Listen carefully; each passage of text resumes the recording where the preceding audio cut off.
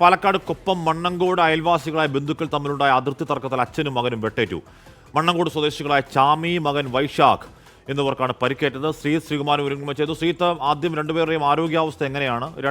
ഈ സംഘർഷം, വെട്ടിലേക്കൊക്കെ എത്തുന്ന സംഘർഷം ഉണ്ടായത് എങ്ങനെയാണ്? വെട്ടിയത് ആരാണ്? ശ്രീത്ത്,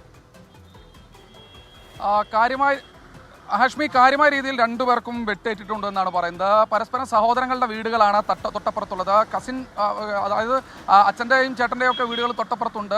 ഇവർ തമ്മിൽ നിരന്തരം ഈ അതിർത്തിയുമായി ബന്ധപ്പെട്ട് കലഹം നടക്കുന്നുണ്ട് എന്ന് നാട്ടുകാർ പറയുന്നുണ്ട്. ഇന്ന് രാവിലെയാണ് സമാനമായ രീതിയിൽ ആക്രമണം ഉണ്ടായിരിക്കുന്നത്. തൊട്ടടുത്ത വീട്ടിലെ സഹോദരൻ്റെ വീട്ടുകാർ തന്നെയാണ് ആക്രമിച്ചതെന്നാണ് പോലീസിന് വിവരം ലഭിച്ചിരിക്കുന്നത്. വീട്ടിൽ ഉപയോഗിക്കുന്ന വാക്കത്തി ഉപയോഗിച്ച് വെട്ടുകയായിരുന്നു. അച്ഛനും മകനും, ഈ ചാമിയും അതുപോലെ തന്നെ മകനും വെട്ടേറ്റിട്ടുണ്ട്. തലയ്ക്കും അതുപോലെ തന്നെ കൈക്കും വെട്ടേറ്റിട്ടുണ്ടെന്നാണ് പറയുന്നത്. എന്തായാലും പെരിന്തൽമണ്ണയിലെ താലൂക്ക് ആശുപത്രിയിലേക്ക് ഇരുവരെയും മാറ്റിയിട്ടുണ്ട്. അവിടെ തീവ്രപരിചരണ വിഭാഗത്തിൽ ചികിത്സയിലാണെന്ന് മനസ്സിലാക്കുന്നു. കൊപ്പം പോലീസ് എന്തായാലും അന്വേഷണം ആരംഭിച്ചിട്ടുണ്ട്. എന്തായാലും ആരെയും ഇതുവരെ അറസ്റ്റ് ചെയ്തിട്ടില്ല. എഫ്ഐആർ അല്പസമയത്തിനകം തന്നെ രജിസ്റ്റർ ചെയ്യുമെന്നാണ് അറിയുന്നത്.